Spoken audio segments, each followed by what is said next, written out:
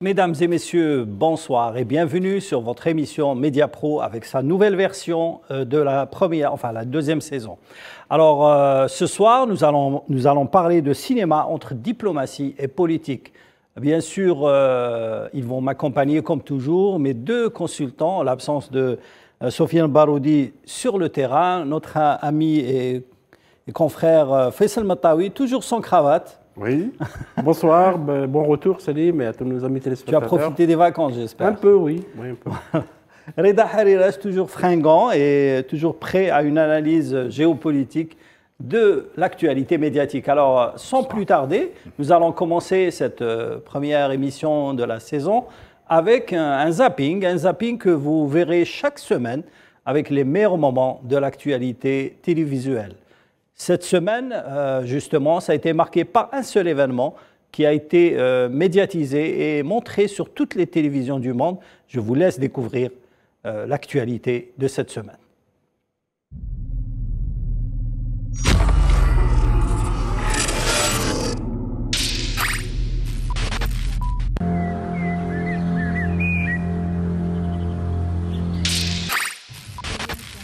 Queen died peacefully at Balmoral this afternoon. So let's take a moment to reflect on that news. Le règne de Charles ne durera pas. À l'instant, l'annonce du palais de Buckingham sur la mort d'Elisabeth II. Annonce du palais de Buckingham. Quels sont les mots du communiqué ? C'est une dépêche Reuters. À l'instant, Elisabeth II est morte, palais de Buckingham. Je vous le livre tel quel. We have some very important news. Buckingham Palace has just announced that Her Majesty Queen Elizabeth II has died. Est-elle toujours aussi lourde ? Oui. Oui, elle pèse une tonne. Il est impossible de distinguer l'avant de l'arrière. Elle est très encombrante. Heureusement, j'ai à peu près la même tête que mon père. Cette tenue a été portée par Sa Majesté en 2012, lors du jubilé de diamant. Cette magnifique broche est faite du diamant Cullinan. Il a été découvert en 1905 et c'était le plus gros diamant brut au monde. Cette broche est estimée à près de 100 millions d'euros. C'est-à-dire, quelquefois, ils sont traités par les autres de représentants de la 5e colonne occidentale en Russie. Enfin, Monsieur de Kochko, je m'excuse de l'interruption. C'est juste pour annoncer à nos téléspectateurs qu'on vient d'apprendre à l'instant le décès de la reine d'Angleterre, donc Elisabeth II. Avez-vous un commentaire à faire là-dessus ? On peut présenter des condoléances. C'est une page de notre histoire, quand même. Voilà, on a choisi justement de commencer ce zapping de Média Pro par les images d'avant et après l'annonce de la mort de la reine Elisabeth II. Bien sûr, ça a été un petit peu le direct sur toutes les chaînes de télévision. Et la dernière, justement, c'était sur Al24 News. Messieurs, c'est un événement qui a été planétaire audiovisuellement. Toujours, à chaque fois, lorsqu'il s'agit de la famille royale britannique, du palais de Buckingham, c'est des grands moments de télévision, que ce soit dans le décès ou que ce soit dans les cérémonies de mariage, les cérémonies de mariage de Prince William ou de Prince Charles et les autres ont été très suivis par toutes les télévisions du monde, presque 2 milliards pour le mariage de William. Donc c'est un moment, parce qu'il y a beaucoup de rêveries qui est attachées à la royauté, qui est attachée à la reine Elisabeth qui a traversé les siècles. Ce qui est étonnant, Faisal, c'est que l'actualité royale n'est pas suivie seulement par ces sujets, c'est-à-dire les Britanniques, par toute l'Europe, parfois l'Amérique et même un petit peu du monde asiatique, par exemple l'Inde, etc. Donc toute la péninsule mondiale, hein, n'oublions pas qu'elle, en tant que chef d'État du Royaume-Uni, elle dirige environ 17 pays du Commonwealth. Absolument, parce que c'est la reine d'Angleterre, d'Irlande du Nord, mais d'Irlande et également de plusieurs autres pays du Commonwealth, qui est donc la fortune commune, mais ça reste un héritage de l'Empire britannique, parce que l'Empire britannique, c'est l'empire où le soleil ne se couchait pas, et donc cette histoire liée à la présence britannique en Asie, en Afrique, en Amérique, fait que les gens suivent un peu cette actualité, parce que le palais de de Buckingham ou le palais royal britannique cache aussi beaucoup de choses et ça laisse toujours une part de secret qui fait que les gens s'intéressent à la mort d'Elisabeth, s'intéressent aux cérémonies, s'intéressent par rapport aux relations entre les membres de la famille royale. Et les télévisions, bien sûr, ne vont pas rater tout cela. Vous avez vu que les caméras étaient placées partout et ça va être un événement pendant presque un mois. À chaque fois, on va suivre cette actualité parce que la reine Elisabeth, c'est lié à sa personnalité en tant que reine, en tant que souveraine, qui est là depuis plus de 70 ans. C'est l'un des règnes les plus longs de l'histoire de la Grande-Bretagne, qui reste un ancien royaume. Dans le monde même. Et dans le monde, un ancien royaume qui explique un peu l'intérêt des téléspectateurs, le suivi des téléspectateurs, d'autant plus que l'actualité est souvent une actualité très dramatique, surtout ces dernières années. Donc les gens suivent une autre actualité, même si elle est liée à la mort. Alors, Reda Hariresh, on dit que c'est un pan de l'histoire qui s'arrête, hein, la disparition d'Elisabeth II. Les caméras de toute la planète étaient branchées sur le palais de Buckingham et un petit peu sur Londres pour justement suivre toute l'actualité, toutes les informations croustillantes sur justement le décès. D'ailleurs, quelques heures avant le décès, des rumeurs étaient avancées dans la presse et même dans la presse britannique, disant que la reine était déjà morte, même sur les réseaux sociaux. Beaucoup d'internautes et beaucoup de journalistes freelance, comme on dit, avaient annoncé déjà sa disparition. Oui, je voudrais préciser que c'est le deuxième règne le plus long de l'histoire, après celui de Louis XIV qui avait duré 72 ans et Elisabeth II 70 ans. Donc elle a failli battre le record. Mais bon. Du roi français. Voilà, du roi français, Louis XIV, le roi Soleil. Le roi Soleil. Et comme ça a été des règnes qui ont été longs, on avait assisté par la suite à un changement carrément d'époque, puisque à la fin de Louis XIV, lorsque Louis XIV décède en 1715, c'est l'avènement des Lumières en Europe, avec Louis XV. Et je voudrais revenir sur quelque chose qui nous concerne directement. Lorsque la reine Elisabeth II était venue rendre visite à l'Algérie, c'était en octobre 1980, à l'occasion du séisme de l'Asnam, qui est devenu par la suite Chlef. Et elle a séjourné ici pendant trois jours. Elle est venue en bateau, hein. Elle est venue avec son yacht de Tunis. Et dès qu'elle a appris la funeste nouvelle, elle est venue rendre visite à nos compatriotes qui étaient endeuillés et surtout ceux qui étaient blessés à l'hôpital Mustapha. C'est à cette occasion-là où elle a eu où elle a rappelé donc à nos compatriotes algériens le traité d'amitié qui lie nos deux pays depuis 1765, c'est-à-dire à l'époque de Louis XV. Et par cette déclaration, elle reconnaît l'existence d'une nation algérienne à l'époque. Et c'est comme ça qu'elle a pu par la suite fournir une aide et des dons aux sinistrés de l'Asnam et d'autres régions périphériques.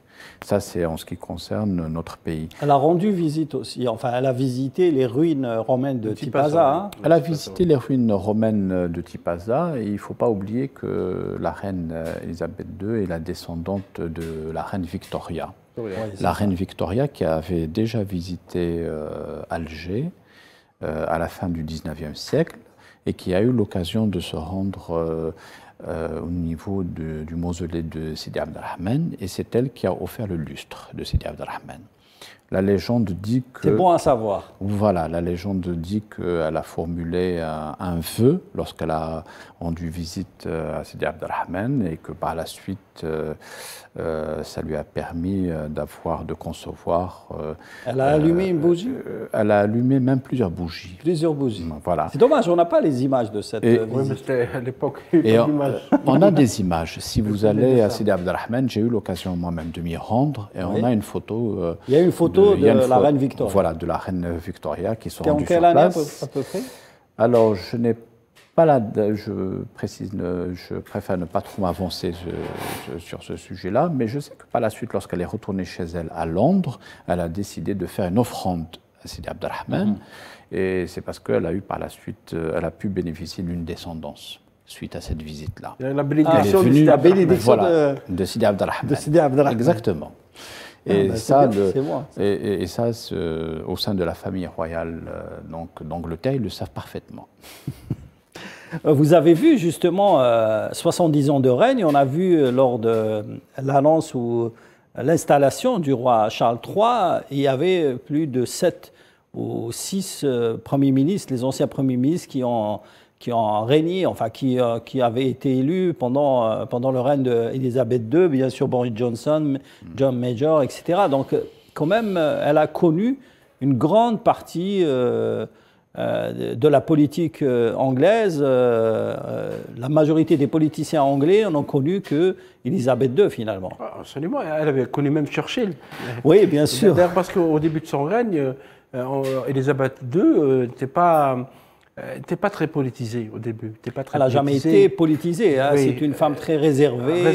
Et elle a commis même des erreurs au début de son règne, parce que la reine en Grande-Bretagne règne, mais elle ne gouverne pas. C'est le Premier ministre qui gouverne. Et dans l'histoire, Churchill a beaucoup aidé la reine Elisabeth dans ses premiers pas politiques. Je ne sais pas si vous avez vu le film King's Speech. Oui, sur le roi Charles. C'était celui qui avait les difficultés de locution. Il avait bégayé. Oui, le roi George, je pense.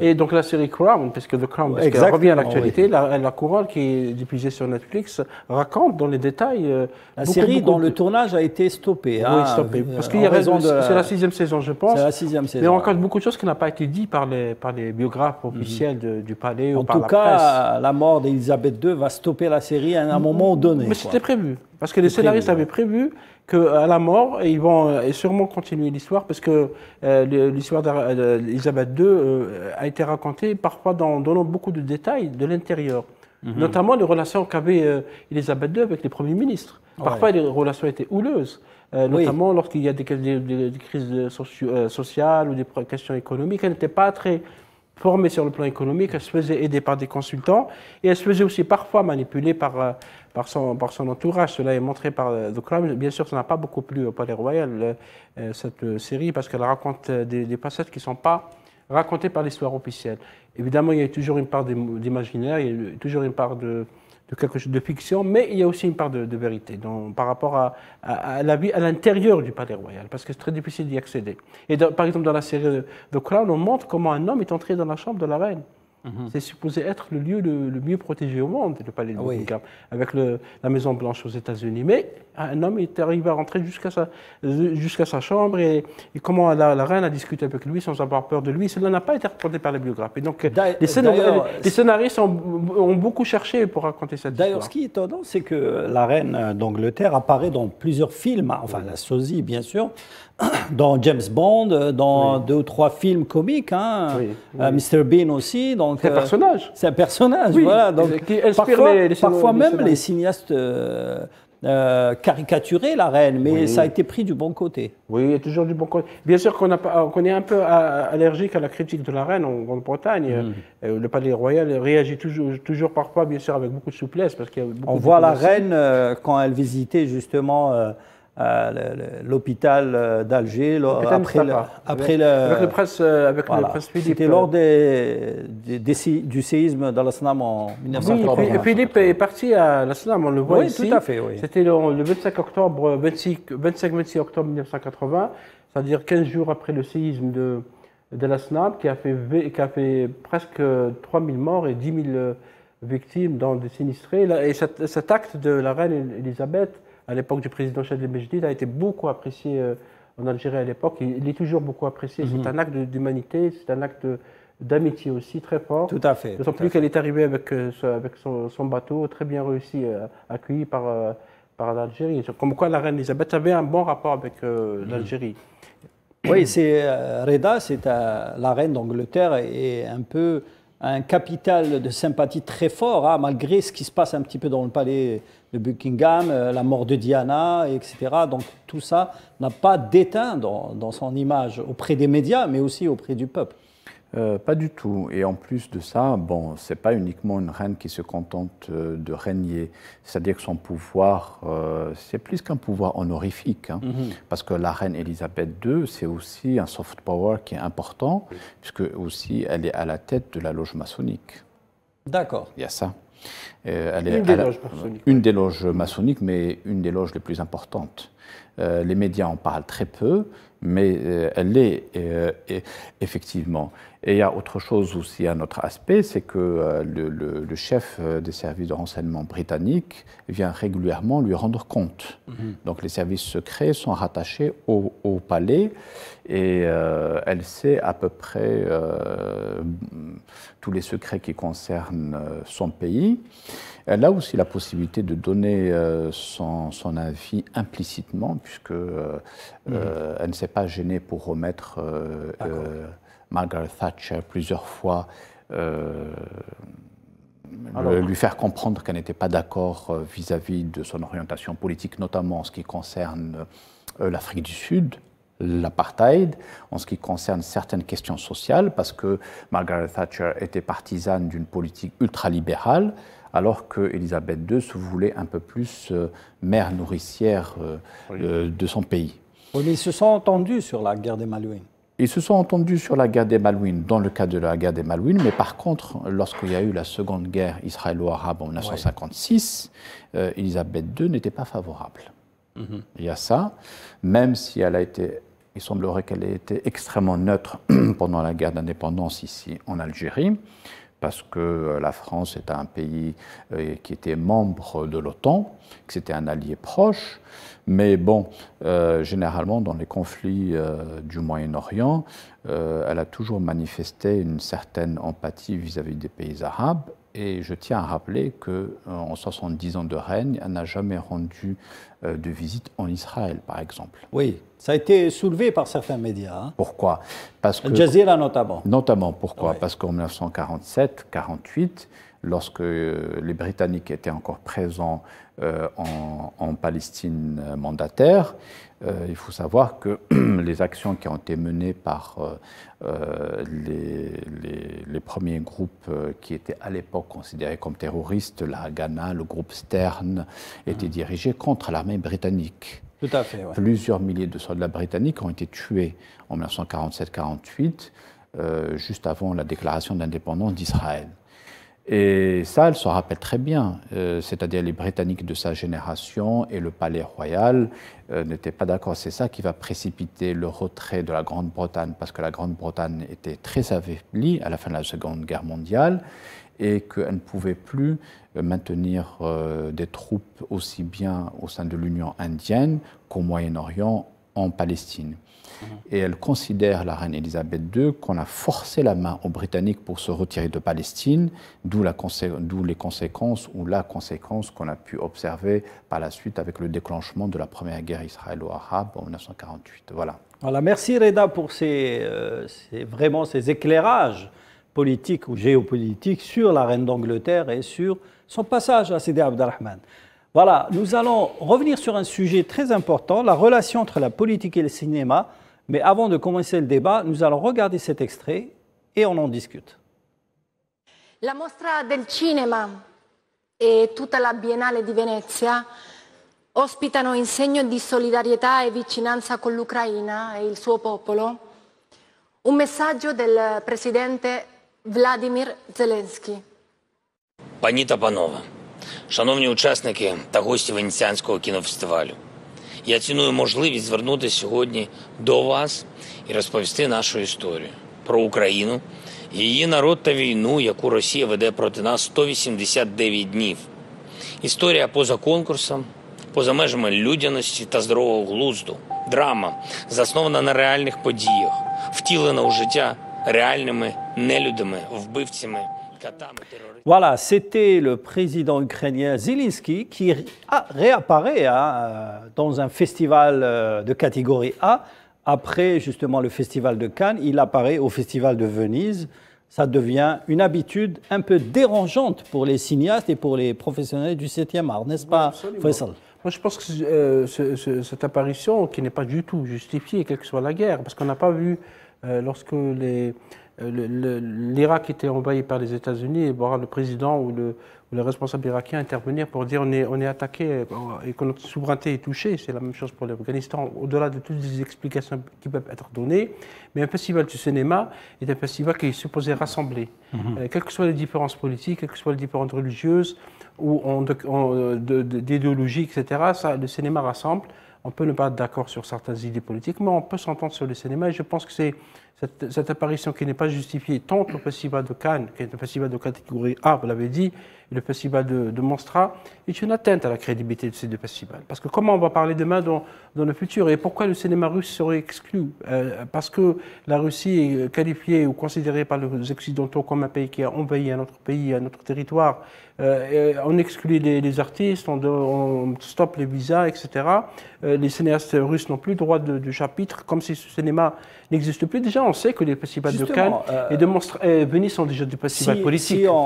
Si la crise ukrainienne est une crise aussi énergétique, c'est une crise qui touche un petit peu le gaz et le pétrole. Que gagne un festival de cinéma dans la propagande un petit peu de Zelensky? Oui, c'est clair que c'est une propagande parce qu'on lui donne une tribune très importante. C'est l'ouverture d'un festival qui est un événement aussi très suivi par les médias à travers le monde. Donc le message qui ne passe pas dans les médias habituellement dans certains pays... Est-ce que vous pensez qu'il sera aussi du discours à Berlin? Je ne pense pas. Je ne pense pas, parce que le Festival de Berlin a toujours été un festival différent des autres. Il y a le Festival de Toronto au Canada et le Festival de Berlin... Et Toronto n'a pas donné la parole à Zelensky. Oui, c'est des festivals qui sont... certains films ont été présentés. Oui, bien évidemment, mais c'est des festivals qui sont très jaloux de leur autonomie. Et d'ailleurs, le Festival de Berlin, à mon avis, il passe pour devenir le plus important festival du cinéma au monde. Parce que Cannes, c'est devenu un festival trop politisé, trop idéologisé. On choisit un camp contre un autre. Il y a une récupération politique très forte. Il y a beaucoup de récupération, il y a beaucoup de propagande, parce qu'un président qui est dans un état de guerre contre un autre état, etc., et qui intervient dans un festival, c'est de la propagande. Ça ne peut pas être autre chose. Ce n'est pas du tout du cinéma, ce n'est pas de l'art, c'est de la propagande pure et simple. Ce n'est même pas de la politique, ça veut dire qu'on force la lecture de l'histoire d'une seule façon, alors qu'un festival cinéma, ce n'est pas du tout ça. Qu'il intervienne dans un congrès de l'ONU ou de l'Union européenne, à la limite, on dirait que c'est une sphère politique. Il peut intervenir, il a le droit à la parole. Mais dans un festival de cinéma, non. À mon avis, ça porte atteinte à la crédibilité du festival. Quels que soient les prix qui seront donnés, dans le futur, on donnera des prix pour les cinémas ukrainiens. Est-ce qu'on a donné des prix parce que le film est bon? Parce que esthétiquement, sur le plan philosophique, sur le plan cinématographique pur, est un film qui peut avoir un prix, ou parce que c'est un film qui vient d'Ukraine? C'est une grande question qui va poser au Festival de Cannes. Et ça ne m'étonnerait pas que dans le prochain Festival de Cannes, le président du jury viendra de l'Ukraine, et la même chose pour Venise. Donc, crédibilité, oui, elle est très, très atteinte par rapport à cette question d'intervention d'un président comme Zelensky. Ce qui est étonnant, Reda, c'est que le président Zelensky est avant tout un comédien qui est entré en politique, on peut le dire parfois par accident, et qui aujourd'hui envahit les plateaux de télévision, mais aussi les plateaux de cinéma, puisqu'à chaque festival, au grand événement rendez-vous cinématographique, il apparaît. La relation entre la politique, est-ce qu'elle est importante pour le cinéma? Entre la politique et la diplomatie, par exemple? La diplomatie, oui, certainement. Et on assiste aussi à des déviations parce que jadis, le cinéma, il était là pour encourager un certain nombre de peuples qui étaient dominés pour s'émanciper. Oui. Et je pense par exemple à l'ensemble des peuples qui se sont battus pour leur émancipation sous les différents régimes coloniaux. Donc c'était un cinéma qui était progressiste et qui était là pour aider tous ces pays qui voulaient se relever au cours des années 50, 60 et 70. Or maintenant, on observe notamment en Occident un retournement de situation, puisque dans le cadre du conflit russo-ukrainien, il était plus judicieux de conserver une position neutre, parce que ce sont deux pays qui sont en conflit entre eux, et ce sont deux pays qui officiellement ne font pas partie du bloc occidental, ne sont pas membres de l'Union européenne, ne sont pas membres de l'OTAN, même si, bien sûr, il y a un soutien des pays de l'OTAN indirectement à l'Ukraine, mais que va-t-il se passer demain si le conflit venait à dégénérer un autre conflit entre la Chine et Taïwan, ou carrément entre la Chine et le Japon qui est en train de se réarmer avec le soutien des États-Unis? Est-ce que là aussi on va boycotter les Chinois pour laisser uniquement que les cinéastes japonais? Et si demain il y a un conflit au Proche-Orient entre, par exemple, l'autorité palestinienne et Israël, est-ce que l'autorité palestinienne, Mahmoud Abbas ou que sais-je, d'autres dirigeants à Gaza vont être soutenus de la même manière qu'ils le font avec Zelensky? Il y a des dérapages que nous observons actuellement et qui sont relevés par beaucoup d'autres pays, notamment en Inde ou au Nigeria, et qui ne comprennent pas pourquoi est-ce que le cinéma est récupéré de cette manière-là pour être au service d'un dirigeant qui est loin d'avoir fait preuve de sagesse ou de réserve comme l'a été Zelensky. Donc, oui, la question que se pose, personnellement, je ne m'attendais pas que Zelensky intervienne au Festival de Venise. C'est une grosse déception, parce que le Festival de Venise a toujours été, le Mostra de Venise a toujours été un grand festival de cinéma qui a rassemblé le cinéma du monde, notamment d'Afrique et d'Algérie, du monde arabe, etc. Contrairement à Cannes, qui a beaucoup perdu, vous le savez très bien. Oui. Nous avons été, vous-même et moi, à Cannes, et on sait comment se font les choix, comment se font... La ligne éditoriale du Festival de Cannes est très claire, et c'est devenu apparent ces dernières années. Ça privilégie uniquement le cinéma européen, le cinéma occidental, ça oublie les... C'est pour ça, je disais, qu'est-ce que gagnerait un festival, un grand festival comme le Festival de Venise, à faire un petit peu, à donner la parole à un président dans un conflit. Pourquoi on donnerait la parole à Zelensky, pas à Poutine en même temps? C'est-à-dire, c'est ça la différence. Oui, ou bien on coupe, parce que là, volontairement ou indirectement, le festival a fait son choix, a choisi son camp. Il a choisi son camp, c'est une ligne éditoriale. On oublie qu'on est dans le monde de la rêverie du cinéma. C'est une ligne éditoriale qui est un petit peu sur la même longueur d'onde que les médias. Oui, c'est une pensée unique. C'est une pensée unique voilà, qui n'autorise pas du tout de critique. Moi, j'aurais aimé qu'il y ait des cinéastes russes et ukrainiens qui débattent entre eux au Festival de Cannes ou de Mostra, même s'ils sont différents, même s'ils n'ont pas le point de vue, mais qu'il y ait un débat. Parce que le cinéma, c'est un espace de débat d'abord. Ce n'est pas un espace de confrontation. Parce que les festivals de Venise et Cannes ont amené le cinéma ou les festivals dans un terrain de guerre. J'espère qu'ils vont assumer leurs responsabilités dans l'histoire. Je me souviens dans les années 80, quand il y avait un petit peu la guerre froide, il y avait le festival de Moscou. Tous les pays qui n'adhéraient pas, qui étaient un petit peu proches de la Russie, allaient présenter leurs films au festival de Moscou. Les pays arabes, les pays asiatiques, mais aussi les pays maghrébins, comme l'Algérie par exemple. Mais ils n'étaient pas sélectionnés dans les festivals de grande catégorie comme le Festival de Cannes ou les festivals français. Oui, les festivals... Il y a un terrain d'exclusion pour certains cinémas. Un terrain d'exclusion de pensée unique. Il faut dire que, par exemple, même pour le Nobel, par exemple, on en a parlé, le Nobel de la littérature, c'est un Nobel qui continue d'ignorer la littérature africaine, la littérature écrite en langue africaine, qui continue d'ignorer la littérature arabe, qui continue d'ignorer la grande littérature asiatique. Parce que dans l'Asie, il y a de grands romanciers au Vietnam, en Malaisie, en Indonésie, au Japon, mais c'est toujours... Si vous prenez la liste de ceux qui ont eu le Nobel de la littérature depuis presque 100 ans, vous aurez 80 ou un peu plus d'écrivains américains, les autres c'est des Italiens, des Français. Il y a pas, donc c'est un monde occidental qui continue de penser que le monde lui appartient, qu'il n'y a qu'une seule pensée qui s'impose. Donc c'est pour ça qu'il y a ces choix au niveau du cinéma. On sait que le cinéma est un passeur d'idées, passeur de culture. Certains pensent même que c'est un levier diplomatique, mais pas à ce point. Parce que la guerre est une guerre, il y a beaucoup de propagande. Il y a la propagande russe, mais il y a aussi une grande propagande ukrainienne. C'est des mensonges qui passent chaque jour, qui ne sont pas du tout vérifiés, et qui nous dit que Zelensky, ce qu'il dit est vrai. À la limite, on dirait que c'est de bonne guerre, parce qu'il est en plein guerre, mais pourquoi on lui donne cette tribune?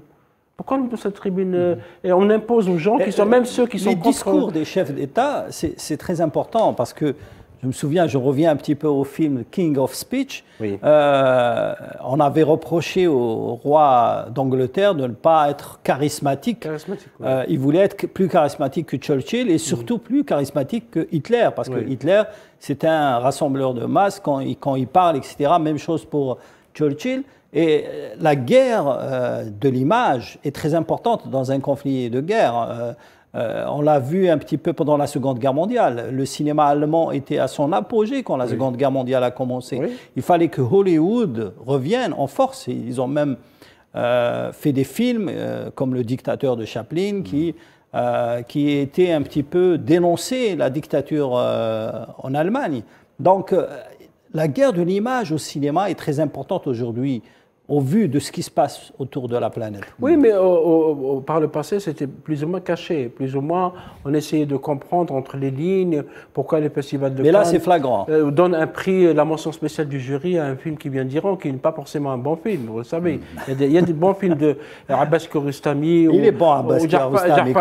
Oui, c'est des exceptions, mais il y a des films qui sont très mauvais, qui ont été primés parce que il dénonce ce que l'Occident appelle le régime iranien. La même chose pour la Chine, la même chose pour les pays arabes. Tout à fait. Quel est le film du cinéma qui vient du monde arabe ou d'Algérie ou d'ailleurs qui a été primé à Cannes parce qu'il offre une autre image que celle... Chronique des années de Brest. Oui, c'est même une exception. D'ailleurs, tout le monde dit que ça a été un cadeau de la France parce que il n'avait jamais accepté qu'un film qui dénonçait la colonisation soit récompensé à Cannes. À ce jour, oui. Cannes continue d'exclure tous les films qui dénoncent la colonisation en Afrique. Quel est le film qui vient d'Afrique, mis à part l'Algérie ou le Maroc ou la Tunisie ou les autres, qui ont été acceptés, qui ont été même primés? Rappelez-vous ce qu'on a fait pour Rachid Bouchar en 2010. On était là-bas. Parce qu'il osait montrer le massacre de 8 mai 1945 pour la première fois au cinéma. Et son dernier film, L'Emprangin, qui a été choisi pour représenter l'Algérie aux Oscars, évoque aussi une histoire qui est cachée dans le cinéma français. On n'a jamais parlé de l'affaire Malik Ousskine, qui a été tué par la police en 1986, en décembre 1986. C'est la première fois que cela est montré par un Algérien dans un film français, franco-algérien. Voilà, c'était un petit peu la relation entre la politique et le cinéma. La politique et le cinéma, c'est aussi les Oscars. Alors, avant de commencer le débat sur les Oscars, qui débuteront le mois de mars prochain 2023, nous allons regarder cette séquence du premier et du seul Oscar décroché par un pays arabe et un pays africain, l'Algérie, avec le film Z de Costa Gavras. Mr. Eastwood and I have the pleasant assignment to present an Oscar for the best foreign language film. Yes, please? That's right, my dove. And they chose me for this spot because I've been involved in a few foreign language films. And I got it because I'm speaking a foreign language right now. The nominations are Odland 31, Sweden. The Battle of Neretva from Yugoslavia. The Brothers Karamazov, Russia. My Night with Maud, France. And Z from Algeria. You do the honors. Thank you. The winner is Algeria for Z.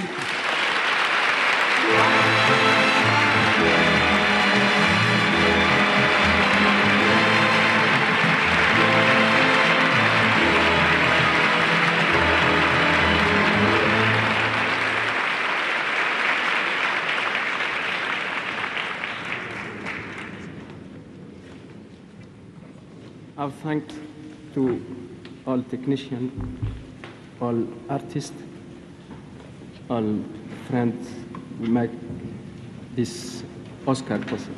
Thank you. And we want thanks also especially our partners, Mr. Schlumberger, Mr. Lagda, and Mr. Dargila, and also the award because the movie is censored in very many countries. But with this award, you help us. Thank you.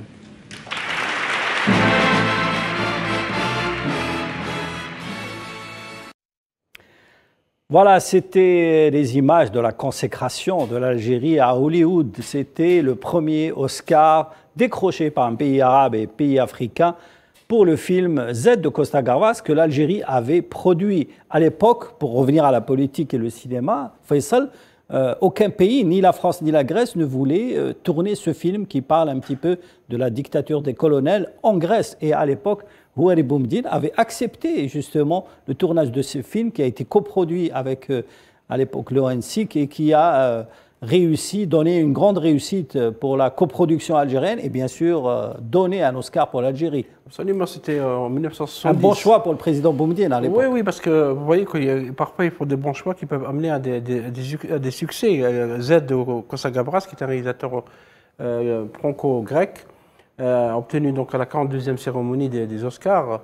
Et vous l'avez dit, c'est le seul film arabe et africain qui a été pris. Vous voyez comme les Oscars, il y a aussi des choix qui se font par la géographie, par les origines, pas uniquement parce que vous faites du cinéma. Parce que vous pouvez faire de très bons films au Nigeria, au Kenya, même en Afrique du Sud. C'est le premier film africain. Vous n'aurez pas l'Oscar. C'est le premier film africain à avoir décroché un Oscar, mais il y a eu un deuxième film africain, c'est un film d'Afrique du Sud, Tutsi, qui avait décroché un Oscar dans les années 2000. Mais ça a été le seul actuellement film arabe à décrocher un Oscar. Oui, le seul, parce que les choix ne sont pas des choix uniquement artistiques. C'est vrai qu'il y a beaucoup de conditions pour arriver à la shortlist, qui est la liste courte des Oscars, après s'être passé par la longue liste, parce qu'il faut que le film soit diffusé dans les salles, qu'il y ait un lobbying, parce qu'il y a beaucoup de lobbying. Hein. Il ne faut pas croire qu'on fait des choix comme ça parce que le film est bon et parce qu'artistiquement tout le monde accepte. Il faut inviter les membres de l'académie, il faut discuter avec eux, les inviter à dîner, voilà, faire des lobbying et tout ça, parce que nos amis téléspectateurs peut-être ignorent. Ça coûte de l'argent. Ça c'est le background, il faut beaucoup d'argent, il y a des États qui mettent beaucoup d'argent. Pour justement et même avec le lobbying et l'argent, ça ne réussit pas. Hein. Il y a beaucoup de pays, notamment la France, qui a perdu des batailles comme ça pour être nominé aux Oscars à cause de la forte concurrence des autres pays. Hein. Oui, absolument. Les pays qui sont très forts en matière de cinéma, notamment le Mexique, avec Inarritu, qui a eu deux ou trois Oscars. Tout à fait. Même les pays scandinaves aussi. Comme les pays, l'Allemagne aussi, chaque fois nominé. La Suède, des pays qui font cinéma, la Corée du Sud aussi. La Corée du Sud, oui, tout à fait, qui est devenue une puissance cinématographique. Mais il reste que les choix sont parfois très discutables du film international. Je pense que c'est le film international maintenant. Oui, film international. Avant, c'était le film de langue étrangère. Langue étrangère parce qu'on voulait imposer l'anglais comme la seule langue mondiale. Tout à fait. C'était même ici, c'était un choix idéologique. Non, mais ils avaient choisi l'Oscar de langue étrangère pour qui parle une autre langue que l'anglais, en fait. Voilà, c'est un petit peu vraiment judicieux de la part de l'Académie des Oscars d'avoir choisi ce prix et qui devient une compétition acharnée entre les pays pour participer à cette catégorie. C'est une petite catégorie au milieu de 12 Oscars, mais qui est médiatisée et super bien... Oui, parce que c'est la seule fenêtre que donne l'Académie de Los Angeles au cinéma international. Au cinéma international, oui, tout à fait. Les Américains continuent de croire que leur cinéma, c'est le meilleur au monde. Mais il y a des films comme le film de Corée du Sud, il y a le film de Artiste qui est français, qui ont été sélectionnés, ils ont eu des Oscars, ils ont été nominés pour des catégories autres que la catégorie du film étranger. Oui, parce que parfois il y a beaucoup d'exceptions, mais les Américains continuent, notamment Hollywood. Il y a le protectionnisme. Que le monde du cinéma s'arrête à Hollywood. Un petit peu ouvert, un petit peu. Oui, mais maintenant ceux qui font les meilleurs films américains ne sont pas des Américains, sont souvent des étrangers. Ils viennent d'Iran, ils viennent de Chine, ils viennent de Corée du Sud, ils viennent du Japon, ils viennent du Mexique, ils viennent du Canada. Ce n'est pas forcément des cinéastes américains, parce que le cinéma américain, je parle du cinéma d'auteur, je ne parle pas du cinéma commercial, parce que le cinéma commercial continue à être très fort, notamment les films d'action, les films de guerre, etc.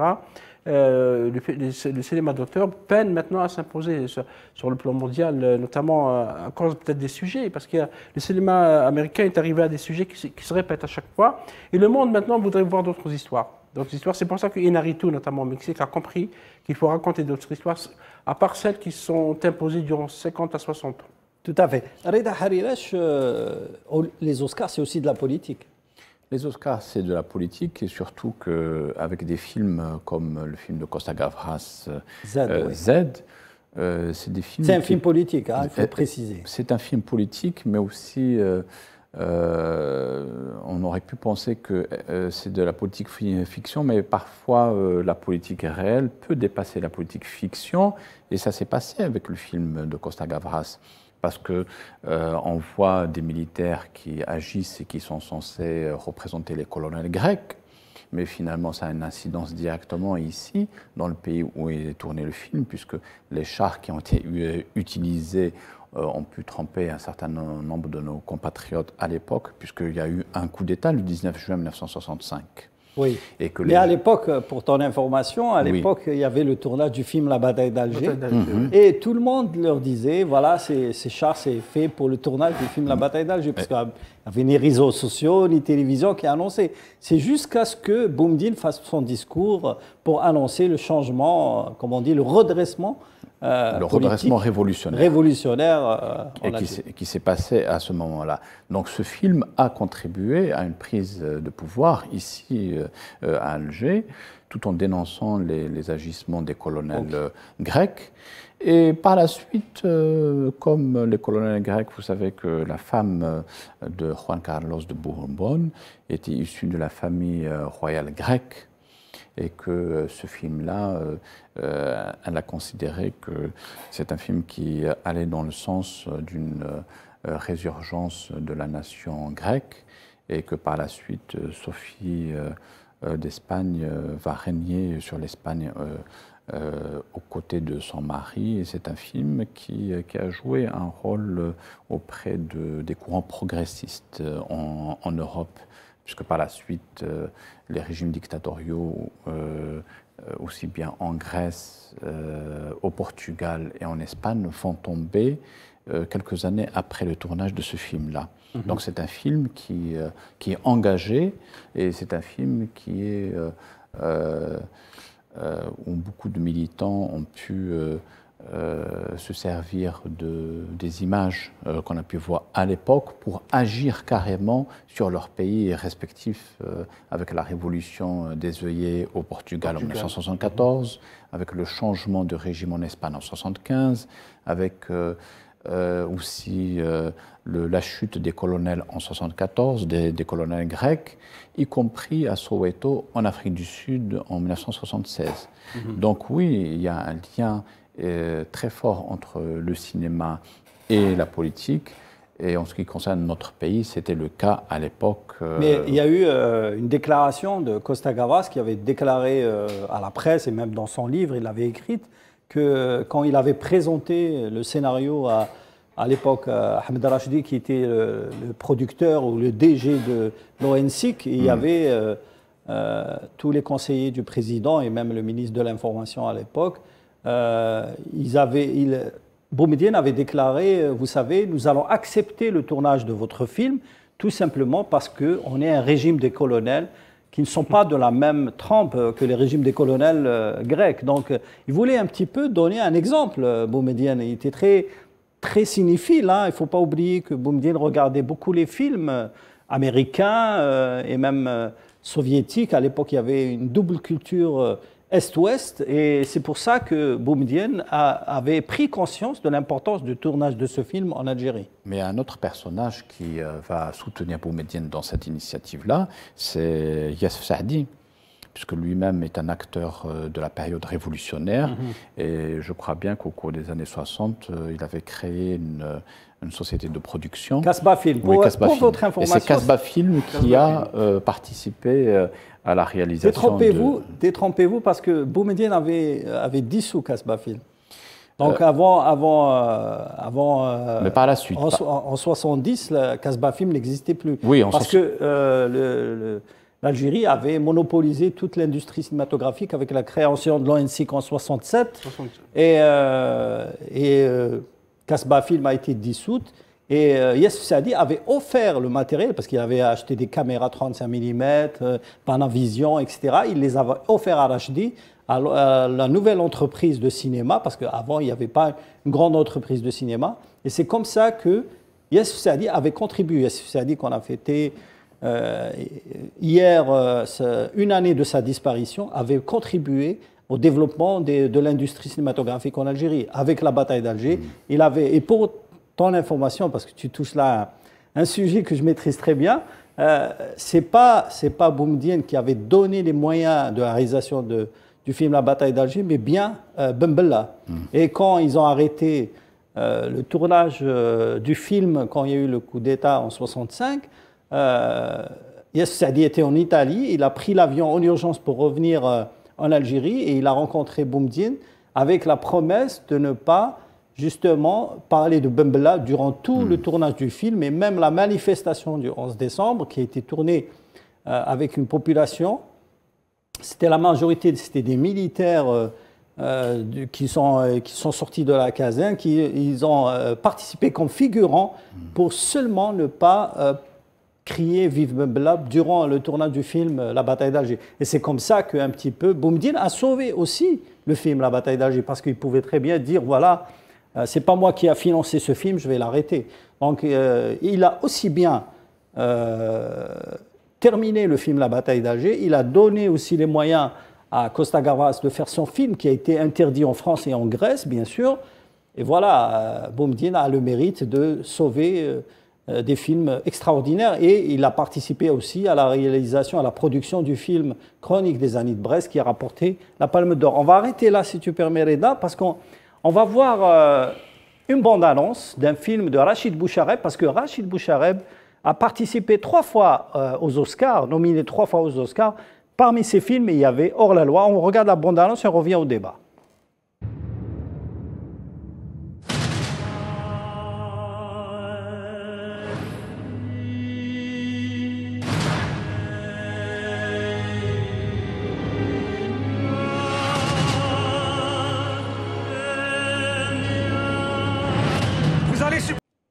Voilà, c'était la bande-annonce de Hors-la-Loi qui a été nominée aux Oscars en 2010 et qui ne l'a pas obtenue, mais ça reste l'un des meilleurs films de Bouchareb.